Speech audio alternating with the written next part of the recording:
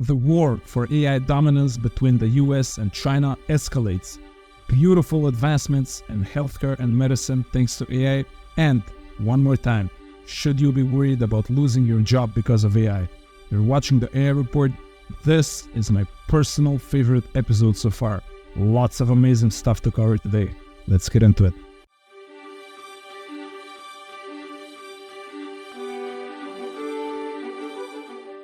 Let's start with the broccoli of AI news. You know, the boring stuff that you must consume so that you can be strong and healthy. You will be rewarded with distasteful humor and lame jokes as a dessert at the end of the video, I promise. Senate Majority Leader Chuck Schumer announces his grand strategy for AI policymaking.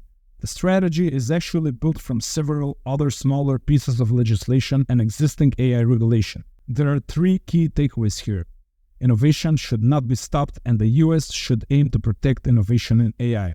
It looks like Schumer has said, quote, "Many of the biggest AI companies are American companies, and Congress isn't going to let you or the EU forget that." I'm not exactly sure what's the point he's trying to make here, but I can sense some 4th of July spirit in Schumer here. Yeah, good call, I think. Not sure what the EU has to do with this, but the US has been the leader in AI so far, and I wouldn't be unhappy if they keep being the leader, honestly. They're not doing such a terrible job. Number 2, AI should be aligned with democratic values. This is, of course, a subtle jab at China, whose AI will probably be aligned with the values of an Orwellian nightmare. And number 3, social media companies and platforms are generally not responsible for the content their users post, but that may not apply to AI-generated content. Platforms may be required to label AI-generated content. The intentions here are good, but I don't think the responsibility for this can fall entirely on the shoulders of platforms. I think that the AI companies should share that burden. They should watermark the content they generate. It will be much easier for them. Social media companies, on the other hand, will have to unnecessarily analyze billions of pictures of newborn babies and overpriced avocado toasts, and waste resources on content that nobody would even dream of generating with AI. Of course, policymakers can also push to educate the public on not trusting everything they see on social media, but then how would they be able to win elections? Yeah, okay, this sounds pretty reasonable, I think. Protect innovation, make fun of China, don't trust social media. It sounds like a typical Tuesday of mine. Okay, let's see how countries other than the US will regulate AI. If you're from the US, yeah, these are all the silly little countries like Canada and Mexico and, Europe, which, as you guys know, is totally a country and its capital is Paris. I'm kidding. I love America. I don't even know where these stereotypes come from. Honestly, most of the people I've met from the US and in the US are actually pretty knowledgeable and well educated. I just have to make fun of you guys every now and then so that people from other countries don't realize you're my favorite country and get jealous. So, Canada might have similar AI laws as the European Union. The EU has this thing called the AI Act, which has actually been 2 years in the making, and it will include labeling AI-generated content, but they're also big on human rights and don't want AI technology to be used to oppress people, such as aggressive use of facial recognition or social scoring points in China. Speaking of oppressing people, China is also working on AI regulation that will keep their people in line. Chatbots and other AIs will be subject to strict censorship rules. AI products must uphold Chinese socialist values and not generate content that suggests regime subversion or disrupts economic or social order. What? Is this for real? The AI in China is essentially suggesting they beat to the pulp any resemblance of free speech or expression, and they're stating that so openly, almost like they're proud of it. Okay, I won't go into this too much, maybe just a little bit. If you think you're a socialist or a Marxist or a communist, go live for a few months in China or North Korea or Cuba and then report back to me on whether you're still a communist. That is, if you can report anything at all, because reporters don't actually last for that long in those areas, I've heard. If you're one of those armchair communists that's tweeting from the comfort of your local Starbucks, just know that leaving a comment on this video on how communism has never been properly implemented and all of that spiel, that's the peak of irony, and I would advise you not to do that. Well, we have to continue with more China news now. That's your luck today. I mean, I'm having a blast here, honestly, but I totally understand if some of you want to blow your brains out, or even worse, go watch a TikTok video. But this is important. It may not be the content you want, but it's the content you need. So thank me later when you have a cushy AI job. So, more China stuff. The US plans to restrict access to cloud computing for Chinese AI companies. Okay, this looks like an escalation in the AI chip wars, but still AI chip wars are better than actual wars. Here's the thing. I don't like governments interfering with how companies do business generally. I know they have an enemy, but this action sounds exactly like something the enemy would do. Sadly, I don't see another good move here. Even though the US banned exporting AI chips to China, Chinese AI companies still used AI chips by simply renting them in the cloud, bypassing the ban pretty effectively. This kinda closes that loophole. I don't know. I'm not sure how much effort the US is making into trying to actually have a constructive dialogue with China, and I think China is making even less of an effort. Maybe for the time being, the world will be divided when it comes to AI. And of course, China fires back by banning the export of rare earth minerals used in the production of some of these AI chips, notably gallium and germanium. This will hurt the US and other players in the AI game, as China is one of the biggest producers of these minerals. The good news for the US and the West is that these minerals are available in places other than China. The bad news? Those places mostly include Russia, which currently has bigger problems than dealing with AI. Well, the US and China may keep banning each other, and this may result in the entire AI field slowing down. Actually, I think that might not be such a bad thing. Maybe there will be less AI news, and at least I'll be able to make a daily video in 5 hours instead of 9. Moving on, universities want to ensure staff and students are AI literate. Universities from the Russell Group in the UK, which includes Oxford and Cambridge and all the other universities where I assume people sound like Hannibal Lecter, they want to help people develop AI skills, train them in using generative AI, use AI for learning, etc.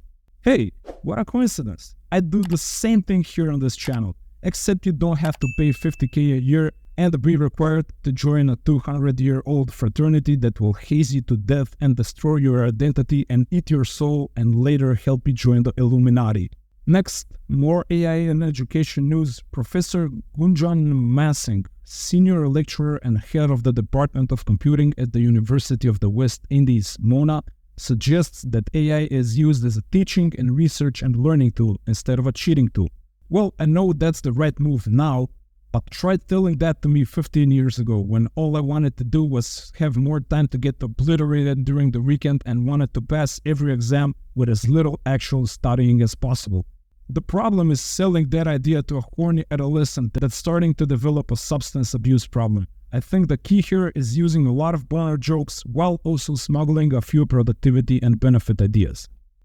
Sounds like what I'm doing here. Maybe I should rename this channel to like AI Hero or something. What do you think of that? Let me know in the comments. God, I'm tooting my own horn too much today. I feel disgusted by myself. Now I would totally understand if you want to go watch that TikTok video. Next, Toronto engineer develops an app that uses AI to tell you the worst news possible, that your kid wants to become a TikToker. Kidding, it's not that bad of a news. The app will just tell you if you have skin cancer. The app is called Skin Checkup, and it will provide free medical reports after analyzing weird patches of skin, which in my case is most of my skin. You don't even have to take photos or videos actually. The app just uses the camera to recognize potentially problematic areas and creates a report based on that. Harsh Shah, the developer of this app, has previously worked for Tesla and General Motors. I actually think guys like Harsh are the actual heroes of the AI age. Instead of Google telling you you have cancer, now there's an entire app to do that for you. Seriously though, early discovery is one of the most important steps in beating cancer, so hats off to Harsh and Skin Checkup. While we're at AI in healthcare, Nvidia will launch the BioNeMo LLM, a service that will help AI models for biology and healthcare and also climate change, weirdly enough. The generative AI model used can create a pair of new proteins, one of which could one day be used to reduce carbon dioxide, while the other might help to cure congenital diseases.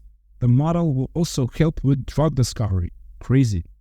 And in related news, AI could help to cure untreatable diseases. And that's just by using technologies like GPT and DALL-E. We're not even talking about specialized models yet. Guys, look, forget about deepfakes and jobs and all of that hoopla for a minute. We may have personalized gene editing therapies very soon. We may be getting close to curing, well, pretty much everything actually. This is where AI will have the most impact. This is why we shouldn't stop AI progress. Let's stay with biology a bit more. AI is used to discover why blood-sucking insects such as tsetse and horseflies are being such douchebags. These things not only bite like real champs, but they also spread potentially deadly or debilitating diseases. Turns out they are attracted to the color blue, which can also be used to describe one of my best childhood female friends who has a really bad policeman fetish. Just don't ask me. Yeah, so the color blue apparently reminds the flies of something tasty. I guess don't wear blue if you're visiting the savannas in Africa. Moving on, drones with AI targeting systems might be better than humans. Oh, you mean to tell me that the machine is better at killing human beings than the human? Who would have guessed? The AI drone systems developed by Athena AI should help human drone operators for now. They're not replacing them entirely, but that might happen at some point. I don't know. On one hand, robots here can steal the jobs of drone operators, but on the other hand, is there a drone operator who's a healthy human being and also loves their job? Like, I can't imagine a guy being like, man, I love this job. I just press a button and a school full of children disappears forever. I don't know. I feel like I have to inform you on this, but it's well above my pay grade to have the right opinion here. I guess if we are gonna have drone strikes, which seems non-negotiable at this point, maybe they should be as precise as possible and don't hurt the wrong people. Very tricky matter in any case. Next, we have AI and art. Wow, quite a transition there, right? So, a Gizmodo article written by Ahmed El-Gamal argues that AI art generators hinder artists more than they help them. The article is a good read in general, and yeah, I actually read these articles, and then I sum them up into 3 sentences, and I don't even make the obvious move here of letting ChatGPT do that for me. Sucks to be me, I know. So, some good points made by the author here. I will leave a link to this article in the description. These tools actually constrain artists' creativity by not providing them with enough control over the final result, and also kind of forcing them to create visual art with text prompts. I'm far from an artsy-fartsy type of person, but from my experience with creatives, they are often the opposite of good language users. They prefer to get in touch with like their emotions and express themselves on the canvas or the camera or whatever, and artists are complicated beings. They need pain in their lives, which they can then transform into beautiful art, and these AI tools hardly help them with that. But I think the author misses the point here a bit. My hunch is that the AI art generators won't be used by real artists, you know, the ones with a big ego and a drinking problem. Instead, they will be used by business people and entrepreneurs. How do I know this? Well, take a look at my thumbnails. Even though I suck at art and visuals, some of my thumbnails may get like a 7 out of 10. And that's mostly because I instruct Midjourney on what type of image to generate for me so that I can clickbait you better. I don't do it out of my love for that particular type of artistic expression. I do it so that I can get more people to click on the damn video, so that I can get more damn views, so that I can keep this channel going and educate the world on the risks and benefits of AI and pay my bills and not sleep over a sewer hatch. Real artists, well, I'm not sure how much they need AI art generators. They may get outcompeted by them, sure, but it probably won't help them make better art by a lot. The tool is simply not even meant for that, in my opinion. Okay, let's talk about people with real jobs now. So, Europeans demonstrate their laid-back approach to work and progress and pretty much everything by not being too hot about AI. A survey finds that AI doesn't really have that dramatic of an impact on the European job market. Only a third of businesses in the UK and even fewer in the rest of Europe have invested in AI so far. The rest of the businesses don't really have any serious AI plans. You know, just going with the flow, keeping it chill. Well, okay, Europe, do your thing, but you can't cry about Americans being more successful in 10 years.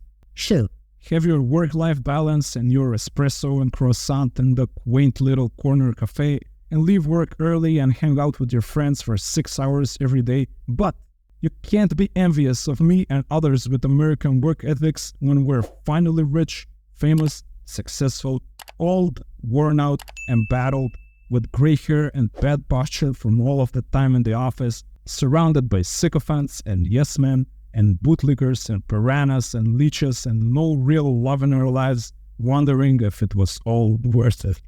And finally, let's end on the same note. A CNN article suggests that AI eats its own and tries to make a link between the increased number of layoffs in the tech sector and the rise of AI. The irony would be too rich here, even for my taste, if this was true and a connection was actually there. But personally, I'm not sure how serious these numbers are, and even more importantly, nobody really knows how big of a part did AI play in these layoffs. Many of the big company layoffs had more to do with the general state of the economy. Judging from these statements, AI may have had something to do with them, but I don't think there have been many cases where the people getting fired were told just like, hey, we have a robot now that can do everything that you did better, faster, cheaper, and without asking for sick days and without making annoying slurping noises in the office. So good luck out there. It doesn't sound like that has been the case. We may start seeing that soon, but I use these tools every day. And all I can say is that if they can replace an employee completely, I'm very skeptical about the quality of that employee in the first place. Don't believe me? Okay, try this. If you're not a computer programmer, try creating a working program that's not just a button that increases the number on the screen when you press it. Try creating an app that actual people would use in the real world just by using ChatGPT or Copilot or another AI coding tool. Go ahead, I'll wait. But I'll be waiting in vain, because you will never ever do it. AI is still not there yet. Try the same in any profession. If you're not a blogger, try creating a successful blog only with AI, one that won't get crushed in the next Google update. I don't think AI had that much of an impact as this article tried to present. And people get fired all the time. AI or no AI, we always have downturns in the economy, corporate restructurings, psychopath bosses like the Gordon Gekko type doing hostile takeovers of companies and selling them in pieces. The examples are endless. I still don't see a good enough reason to only fear AI and fail to see the possibilities. All of the people working on AI right now, well, they have a job because of AI. And you know who else has a job because of AI? The person you're looking at in the bottom right corner of your screen. It's not a paying job yet, but I'm like a cockroach. I can survive on very little, so I'm good actually. And there are a lot of other people doing similar things, employing themselves by diving deep into AI and taking advantage of it. Okay, I think I twisted myself into a pretzel enough so that you don't think that bad of AI. But no matter what your opinion of it is very unlikely the progress will stop. Maybe it will create more jobs than it kills, or maybe it won't. My bet is on the former, but nobody can know that now. In any case, complaining and feeling sorry for yourself won't get you your job back, and I'm sure some of the people fired have tried those strategies.